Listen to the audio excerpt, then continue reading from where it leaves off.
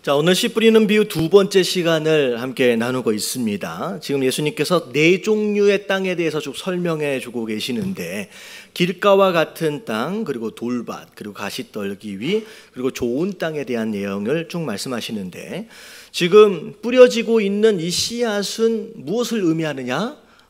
이제 하나님의 말씀을 의미하죠. 자, 그리고 이 씨앗을 뿌리고 계시는 뿌리고 있는 농부는 누굴 의미해요? 말씀을 전하고 계시는 예수님 또는 우리 하나님 아버지를 의미합니다. 자, 그리고 나서 그 씨앗이 뿌려지고 있는 땅, 토양은 곧 그 말씀을 받고 있는 우리의 마음의 마음의 태도를 의미합니다. 그러면서 이 농부가 열매를 기대하는 가운데 여러 가지 밭에다가 지금 씨앗을 뿌리고 있죠. 자, 네 종류의 밭 가운데 열매를 맺은 밭은 마지막 밭 좋은 땅이었고요. 나머지 세 종류의 밭에서는 열매를 거두지 못했습니다. 자, 지난주에 말씀드렸던 가장 중요한 전제 가운데 하나는 뭐냐면, 열매 맺지 못하는 이유는 씨앗에 문제가 있는 것이 아니라 어디에 문제가 있는 것이다? 토양에 문제가 있는 것이다 라고 말씀을 드렸어요. 자, 어떻게 보면 토양에 문제가 있다, 우리 마음밭에 문제가 있다라고 이렇게 표현되어지니까 말씀을 전하는 목사 입장에서 어느 정도 책임을 회피하려고 하는 거 아니냐, 그렇게 생각하실 수 있을 것 같아요. 근데 중요한 건 뭐냐면, 전하는 자가 되었든 전하는 것을 듣는 자가 되었든 말씀을 어떻게 대하느냐라고 하는 것 자체가 문제라는 거죠. 그러니까 아무리 전하는 자가 되었다라고 할지라도 전하는 자의 마음밭이, 그 말씀을 대하는 마음밭이 잘못되었다라고 한다면 어떻게 보면 열매를 맺을 수 없다라는 이야기가 되어집니다. 자, 그래서 마음밭이 너무 중요하다라고 말씀을 드렸는데, 자, 오늘 내용서부터는 열매를 맺지 못하는 땅, 도대체 뭐가 문제였기 때문에 열매를 맺지 못했느냐, 그래서 열매를 맺지 못했던 세 종류의 땅에 대해서 오늘 설명을 좀 드릴 거예요. 근데 아마 주보에는 세 종류의 땅에 대해서 다 설명을 드릴 것처럼 지금 나와 있는데, 제가 보니까 양이 너무 많아가지고요, 오늘은 열매 맺지 못하는 앞에 있는 두 종류의 땅만 설명을 드리고요, 다음 주에 나머지 세 번째 그리고 좋은 땅에 대해서 더 설명을 드릴 수 있도록 하겠습니다. 자, 열매 맺지 못하는 땅의 문제, 자, 무엇이 문제였느냐? 첫 번째, 자, 1번 같이 한번 읽어볼게요. 다 같이 시작. 고착화 덩어리 세계관이 길가를 막는다. 자, 첫 번째 밭은 길가에 대한 내용이 나옵니다. 우리 지난주의 말씀을 보면, 자, 4절서부터 예수님 말씀하세요. 씨가 뿌려졌는데, 자, 더러는 어디에 떨어졌다? 길가에 떨어졌다는 거죠. 자, 길가에 떨어졌더니 뿌리를 내리기도 전에, 자, 누가 와서 먹어버렸어요? 새들이 와서 먹어버렸다라고 설명을 했습니다. 자, 오늘 본문 말씀을 통하여 이 내용을 어떻게 설명하셨느냐? 자, 19절을 보니까, 자, 아무나 천국 말씀을 뭐 했대요? 들었다라고 나와 있어요. 그러니까 말씀을 듣기는 들은 거예요. 자, 여러분들, 이게 한국말로는 듣는다라고 한 단어로 표현이 됐지만, 영어에 보면요, 이 듣는다라고 하는 단어가 둘로 나누어져서 단어가 사용이 되어집니다. 아시는 듣는다라고 하는 단어, 영어 단어가 뭐가 있어요? listen이라고 하는 단어와 hear이라고 하는 단어, 이 두 단어가 있어요. 근데 한국말로 얘기하면 다 듣는다라고 하는 단어인데, 이 두 단어가 전혀 다른 의미를 가지고 있습니다. 어떻게 보면 물리적으로 발생되어진 소리를 관심이 있지 않은 가운데 그냥 물리적으로 그냥 들려지는 것을 우리가 어떤 단어를 쓰냐면 hear이라고 단어를 쓰죠. hear이라고 하는 단어. 이거는 그냥 듣는 거예요. 관심을 갖지도 않았고 집중하지도 않는 가운데 들려지는 소리를 그냥 듣는 것, 이걸 hear이라고 얘기합니다. 근데 들려지는 소리에 집중하고 그 내용이 뭔지를 깨달으려고 하고 그 내용에 대하여 반응하려고 한다라고 한다면, 그건 hear이라고 하는 단어를 쓰지 않고 어떤 단어를 쓰냐면 listen이라고 하는 단어를 씁니다. 그래서 음악을 들을 때 hear이라고 안 해요. 자, 음악을 들을 때 뭐라고 써요? 뭐라고 단어를 얘기해요? 영어로 listen to music이라고 얘기합니다. 그래서 그 엄마들이 아이들한테 뭐 해라 라고 했을 때 애들이 안 움직이고 있잖아요. 반응하지 않고 있잖아요. 그러면 애들한테 영어로 내 말 좀 들어라, 이거는 hear이라고 얘기 안 하고 뭐라고 얘기하냐면 listen to me라고 얘기를 하는 거예요. 그러니까 엄마 말을 좀 듣고 들은 것에 대하여 깨닫고 그것에 합당한 반응을 보여지는 거, 이게 이제 듣는 거거든요. 근데 지금 여기서 말하고 있는 듣고라고 하는 단어는 listen에까지 가지를 못하고 어디에 머물러 있는 거예요? hear이라고 하는 것에 머물러 있는 거예요. 관심이 없는 거예요. 집중하지 않는 거예요. 반응하지 않는 거예요. 그래서 듣기는 들었지만 뭐 하지 못했다? 깨닫지 못했다. 그래서 뿌리내지 못하는 상황 가운데, 자, 위에는 새가 와서 먹어버렸는데, 자, 이 새를 뭐라고 얘기하고 있어요? 여기서 악한 자 사단이 와서 그 씨를 먹어버렸다라고 하는 것이죠. 이게 이제 길가에 대한 설명이다라는 거죠. 자, 이 길가는 오늘 지금 설명이 되어지는 것처럼 듣기는 들어요. 하나님께서 기회를 주시기는 주시지만 마음의 문을 딱 닫아버린 거예요. 마음의 문을 딱 닫아버리고 더 이상 깨달으려 하지 않고 관심 가지려고 하지도 않는 폐쇄적이고 단단하게 굳어져 있는 그 마음의 상태를 의미합니다. 사실은 이 말씀, 어떻게 보면 열매 맺지 못하는 앞에 세 가지 종류의 땅은 이 바리새인들의 마음에 대한 내용들이 많이 나오는데요. 이 길가와 같은 상태의 모습이 바로 바리새인의 모습이에요. 딱 문을 닫아버린 거예요. 아무리 얘기해줘도 깨달으려 하지도 않고 들으려 하지도 않고 있는 바리새인들의 모습. 자, 이게 지금 이 모습인데, 길가의 모습인데, 왜 이 길가와 같은 이 마음들이 만들어졌겠느냐? 자, 우리 1번을 보면 뭐라고 얘기했느냐면요, 고착화되어버린 세계관 때문이다라고 나와 있어요. 자, 되게 거창하게 좀 설명을 했지만 이게 뭐냐면 자기 생각이 굳어져 버린 거예요. 자기 생각이 굳어져 버린 거예요. 그래서 여러분, 세계관이라고 하는 것은 세상을 바라보는 마음의 창인데요, 살고 있는 세상에 대하여 해석하고 판단하고 결정하는 어떤 관점에 대해서 이야기를 하는 겁니다. 근데 이 세계관은 어떻게 만들어지는 것이냐? 우리가 살다 보면 여러 가지 경험들을 많이 하게 되잖아요. 이 다양한 경험들 속에서 나름대로의 일관적인 고리를 만들어서 서로 연결하기 시작해요. 그러니까 나이를 먹어가면서 여러 가지 경험들을 하게 되는데 그 경험들을 어떻게 보면 자기 나름대로의 일관적인 고리로 연결을 해갑니다. 그리고 스스로 합리화시켜가요. 그리고 그것 자체가 그 사람 안에서의 기준이 되어지는 거예요. 그러면서 어떤 상황들이 일어날 때마다 본능적으로 그걸 기준 삼아서 마치 그것 자체가 진리인 것처럼 믿어버리고 생각하고 살아가는 것. 여러분, 이게 세계관이라는 거죠. 여러분, 이것 자체가 굉장히 무서운 거예요. 우리 마음 가운데 이 고착화되어진 세계관이 자리를 잡게 되면 다른 사람들의 의견도 제대로 듣지 않을 뿐만 아니라 심지어 하나님 말씀에 대하여서도 닫혀진 마음을 가지고 거부하는 모습들이 생겨지게 된다라고 하는 거예요. 근데 중요한 건 뭐냐면 가지고 있는 이 세계관이 절대 진리일 수 없다라는 거예요. 절대 진리일 수가 없어요. 왜냐하면요, 자 보세요. 진리라고 하는 것은 시간이 지나도 변하면 돼요, 안 돼요? 변하면 안 되는 게 진리거든요. 근데 우리가 가지고 있는 가치관, 우리가 가지고 있는 생각은요, 시간이 지날수록 끊임없이 변화되어져 왔던 것이 우리의 생각이에요. 보세요, 우리가 10대 때 나름대로 세상은 이런 것이야 라고 가지고 있는 가치관이 있었을 거예요. 근데 나중에 10년이 지나고 나서 20대가 되고 나서 돌아보면 여러분, 10대 때 생각하고 있던 세상이 전부가 아니었다라고 하는 걸 깨닫게 됩니다.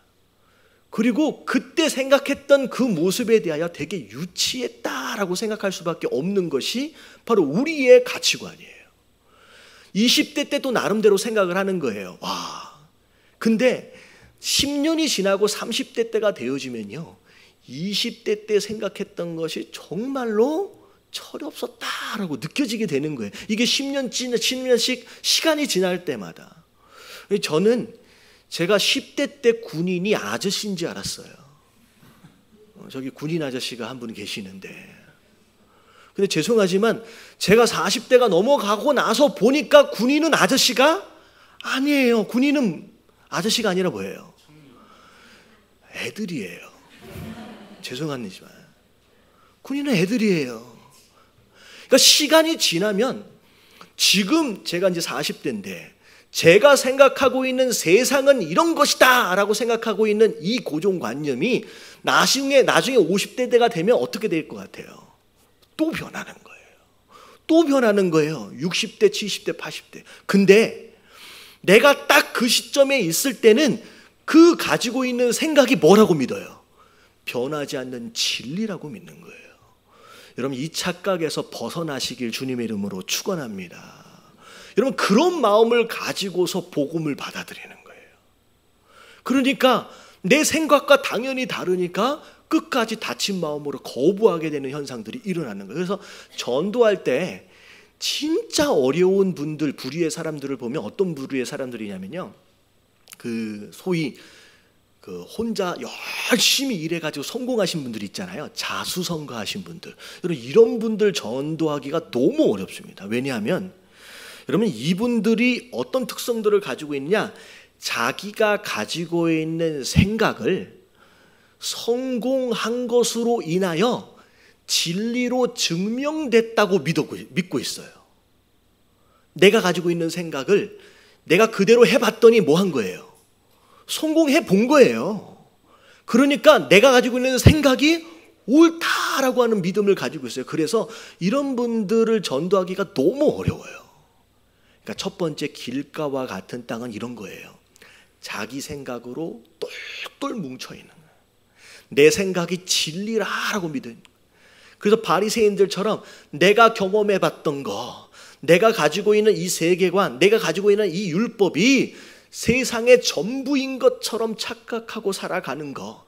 그래서 이곳에서 조금이라도 다른 것들에 대한 것들이 제시가 되어지게 되면 그것에 대하여 편협적이고 어떻게 보면 폐쇄적이고 거부하는 그런 모습을 지금 이야기하고 있는 것이다 라는 것이죠. 그래서 우리가 알아야 될 게 뭐냐면, 여러분, 신앙은 여러분 이렇게 우리 마음 가운데 깨어지지 않는 똘똘 뭉쳐있는 이 세계관, 자기 생각을 깨는 것서부터 시작되어져야 될 줄로 믿습니다.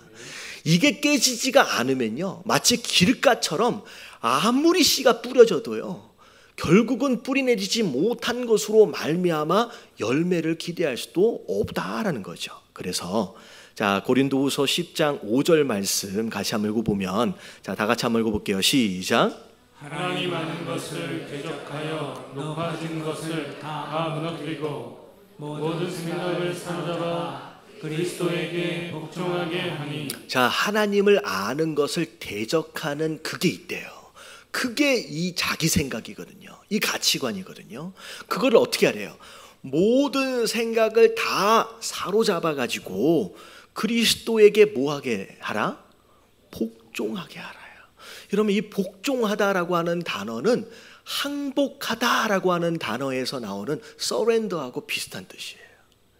그러니까 생각을 가지고서 하나님께 접근을 하는 게 아니라 이 생각을 다 잡아서 하나님 앞에 항복시키라는 거예요. 그래야 이 복음이 씨를 뿌리는 가운데 뿌리 내릴 수 있다라고 하는 거예요. 그래서 제가 한번 이런 예를 들어드린 적이 있어요. 우리 세 가족 성경 공부할 때 나눈 내용인데, 어떤 할아버지가 시골에서 낚시를 하고 있는데 지나가는 행인이 가다가 본 거예요. 근데 어떻게 고기를 좀 많이 잡았는가 궁금해가지고 같이 접근을 했더니 할아버지가 낚시를 하시는데 큰 고기를 잡으면 어떻게 하냐? 그냥 놔줘 버리는 거예요. 그리고 작은 고기가 딱 잡히면 잘 됐다라고 하면서 바구니에다 담는 거예요. 원래는 어떻게 하는 게 맞아요? 작은 고기를 놔주고 큰 고기를 바구니에 담는 게 맞는데, 지나가는 행인이 아무리 봐도 너무 이상해서 할아버지한테 물어봤어요. 왜 이렇게 하십니까? 왜 큰 고기를 놔줍니까? 그랬더니 할아버지 하시는 말씀이 뭐냐면, 우리 집에 있는 프라이팬 사이즈가 30cm라는 거야. 아무리 큰 고기를 잡아도 넣을 수가 없으니까 여기에 맞는 고기만 잡아간다는 거예요. 여러분, 이건 굉장히 미련한 모습이에요. 여러분, 이렇게 신앙생활을 하는 사람이 많이 있습니다.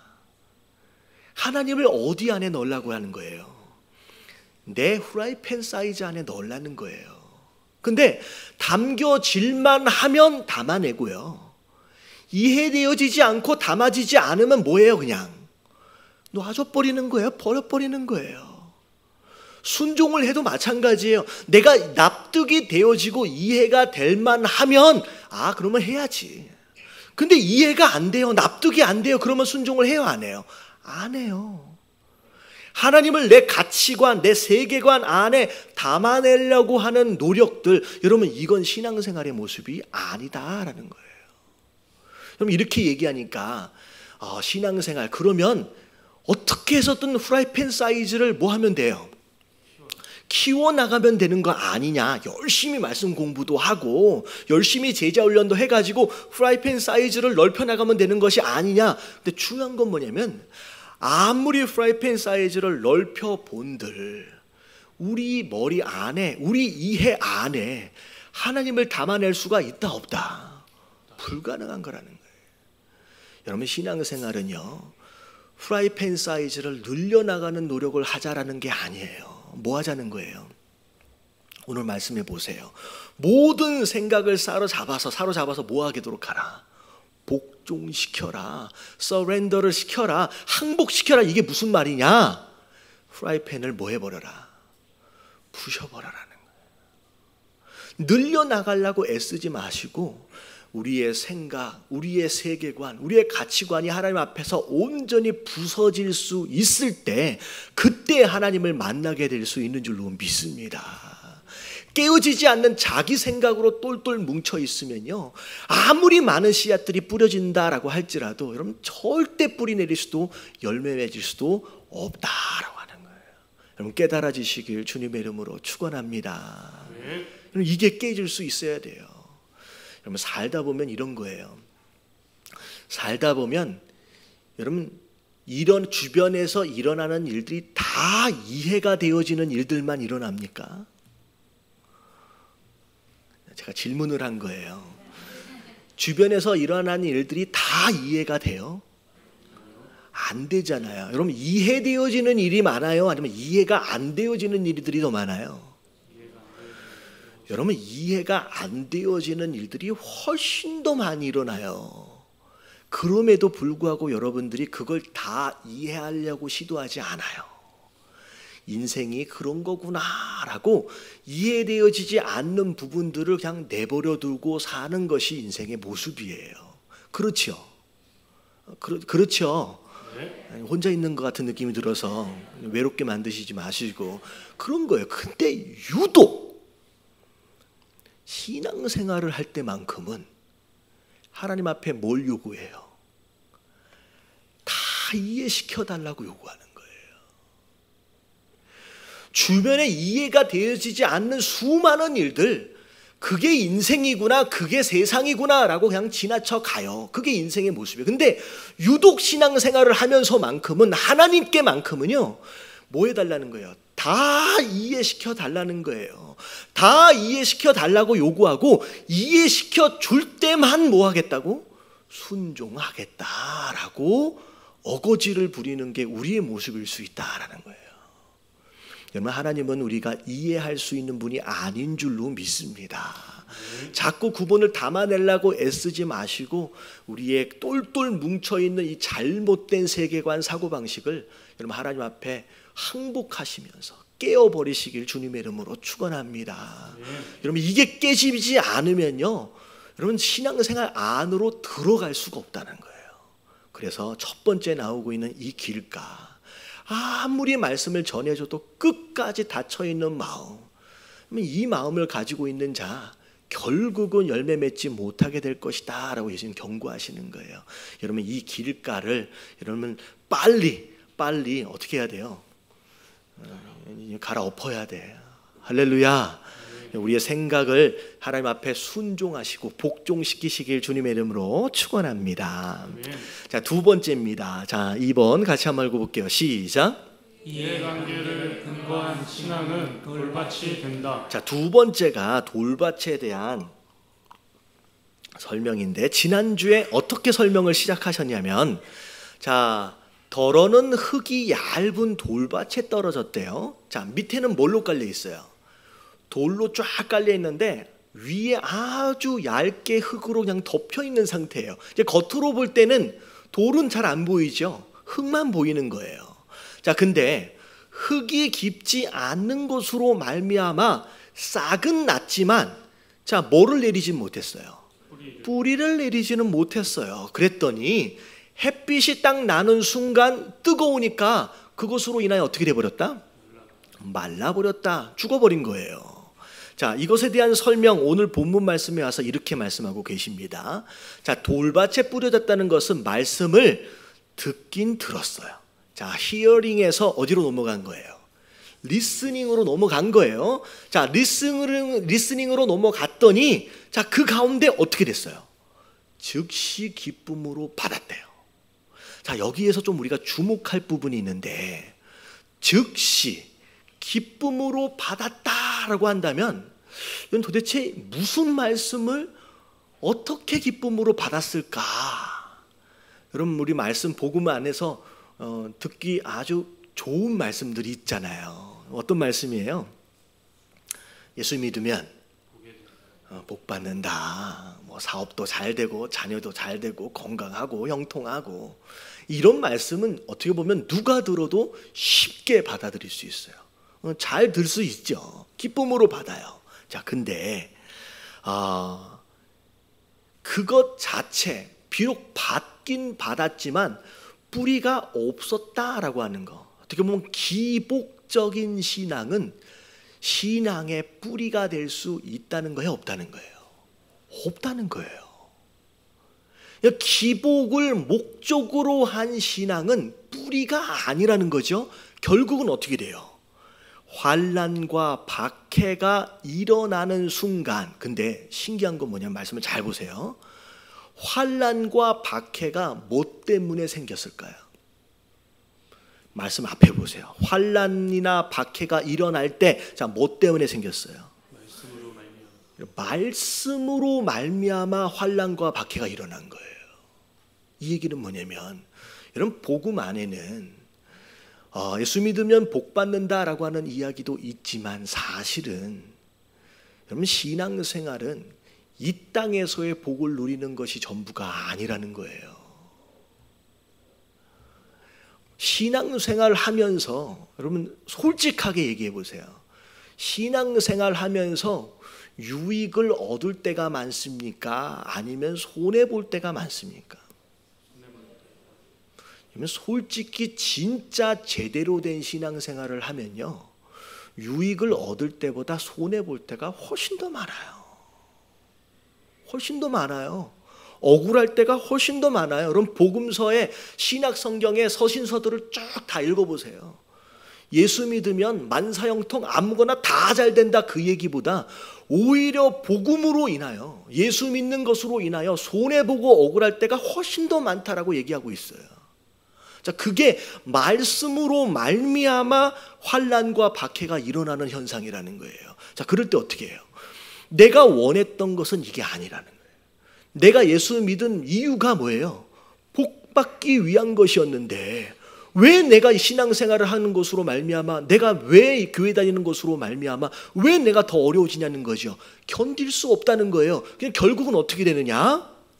얘기했대로 곧 넘어지는 자다. 시험 들어버린다는 거예요. 곧 떠나게 된다라고 하는 것이죠.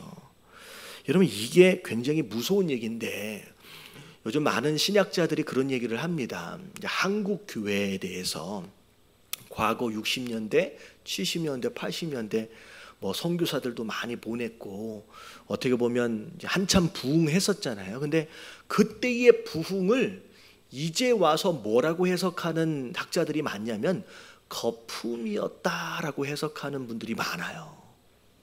뭐 부분적으로 동의하는 부분들이 많이 있습니다. 왜 거품이었느냐? 자, 생각해 보세요. 뭐 20, 30년 전에 한국 교회 안에 대부분의 많은 성도들의 영적인 욕구가 무엇이었을까라고 잘 생각해 보면, 여러분 그때 당시는 되게 가난할 때였어요. 대부분의 많은 성도들이 교회에 와서 무엇 때문에 눈물을 흘리고 무엇 때문에 기도했었느냐? 기도의 대부분의 제목은 두 가지로 나눠집니다. 첫 번째가 뭐예요? 이 지긋지긋한 가난이 끝났으면 좋겠다라고 하는 게 그들의 첫 번째 기도의 제목이에요. 그리고 두 번째가 뭐예요? 이 가난이 누구에게만큼은 물려주지 않기로 자녀에게만큼은 물려주지 않았으면 좋겠다. 여러분 옛날 우리 어머니 세대, 여러분 교회 새벽 예배마다 나가고 철야 예배마다 가가지고 그렇게 울면서 기도했던 기도의 제목들이 그거였어요. 가난을 벗어나는 것과 이 가난이 자녀들에게는 연결되지 물려주지 않았으면 좋겠다. 근데 자 이제 80년대 90년도에 딱 들어와서 어느 정도 살만해졌어요. 이 가난에서 어느 정도 벗어났어요. 그리고 나서 그때 기도했던 그 자녀들이 지금 몇 살이 됐어요? 이제 30대 40대 제법 잘 자라서 어느 정도 살 만큼 잘 정착해 가고 있는 상황. 자, 그렇게 되어지는 순간 이 한국교회에 심각한 문제를 만나게 되는데, 이게 뭐냐면 그동안 울며 불며 매달렸던 그 신앙에 여러분 뭘 잃어버렸느냐? 동력을 잃어버렸어요. 뭘 위해서 눈물을 흘려야 될지를 모르겠는 거예요. 그 당시에는 그때 너무 어렵고 너무 못 먹고 너무 힘들었기 때문에 진짜 울며 불며 매달리며 그렇게 나아갔어요. 근데 그렇게 기도했었는데 이제는 먹고 살만 해져 버린 딱 상황이 되어져 보니까 더 이상 뭐 때문에 매달려야 되고 뭐 때문에 붙들어야 하는지에 대한 동력을 잃어버린 거예요. 그러니까 지금 한국교회가 뭐하고 있어요? 그때 당시에는 어떤 목적을 향하여서 전진하는 교회였는데 이제는 망망대해서 표류하고 있어요. 지금 뭘 위해서 신앙생활을 하고 있는지를 헤매고 있는 상태가 되어버렸다는 거예요. 여러분 이게 기복이라고 하는 것을 뿌리로 삼은 이런 기복신앙의 한계라는 거예요. 우리 신앙 자체가 이해관계라고 하는 거, 예수 믿으면 뭐 어떻게 되겠거니, 복 받겠거니, 더 잘 살겠거니 라고 하는 그런 이해관계에 끝까지 묶여 있으면요, 이런 우리 신앙도 언젠가는 어떻게 돼버린다? 이 동기를 잃어버린 상황 가운데 표류하게 되는 상황들이 벌어진다라고 하는 거예요. 여러분 신앙은 절대 기복을 여러분 절대 뿌리 삼아서는 안 되는 줄로 믿습니다. 네. 여러분 예수 믿고 나서는 더 힘들어지는 거예요. 대표적인 예가 이런 거예요. 출애굽기를 보면 이스라엘 백성들이 애굽에서 종살이를 했어요. 모세를 통하여서 이제 해방이 되어진다라고 했을 때는 이스라엘 백성들이 너무 행복했습니다. 되게 기뻐했어요. 야, 드디어 자유인이구나. 근데 정말로 자유롭고 너무 좋을 것 같아요. 그래서 신앙생활을 시작해서 홍해를 건넜더니 건너고 난 뒤에는 뭐가 시작돼요? 광야가 시작돼요. 더 어려워지는 거예요. 그랬더니 이스라엘 백성들이 하나같이 했던 이야기가 뭐냐면 차라리 어디에서가 더 나았다? 애굽에서가 더 나았다라고 하는 불평과 불만이 생겨나게 되는 거예요.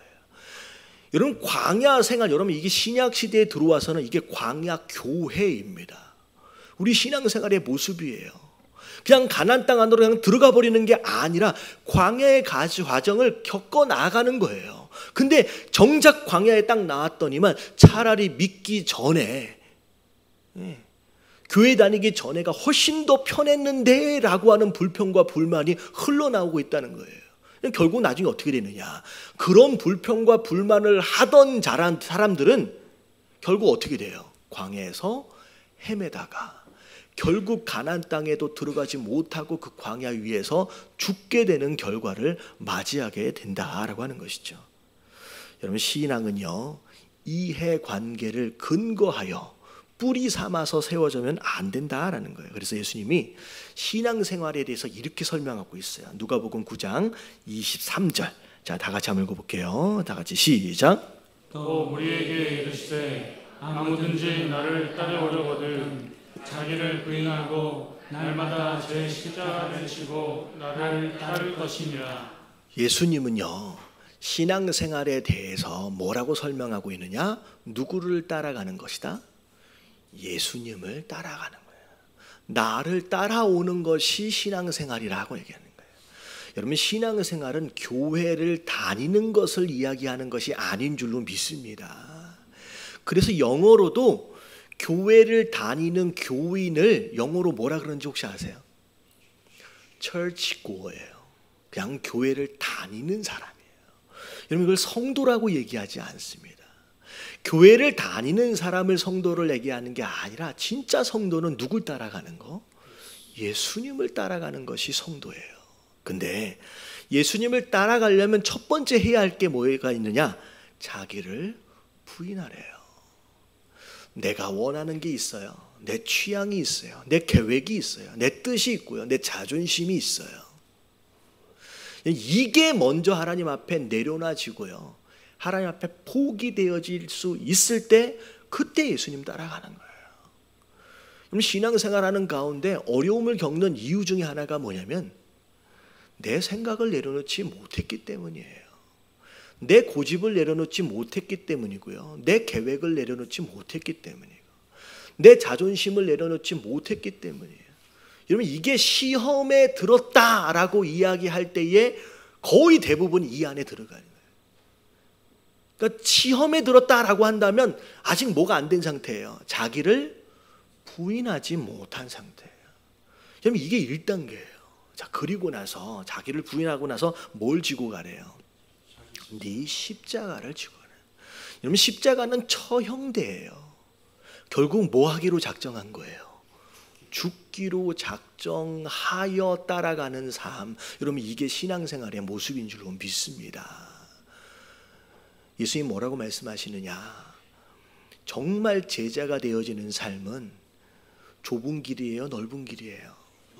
좁은 길이에요.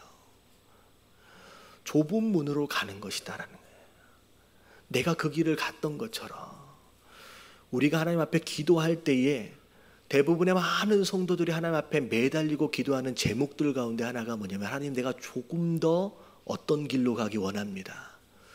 넓은 길로 가기 원합니다. 조금 더 넓은 문으로 가기 원합니다 라고 하는 거, 여러분, 이게 우리의 기도 제목은 아니었는지 우리 스스로 돌아볼 수 있는 저와 여러분들 되시길 주님의 이름으로 축원합니다. 예수님은 기속적으로 말씀하시는 거예요.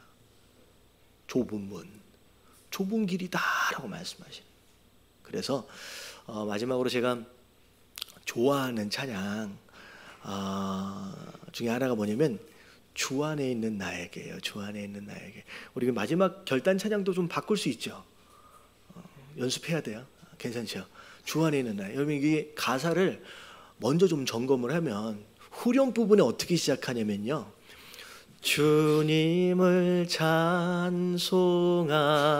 찬송하면서 할렐루야 할렐루야. 그 다음에 뭐예요?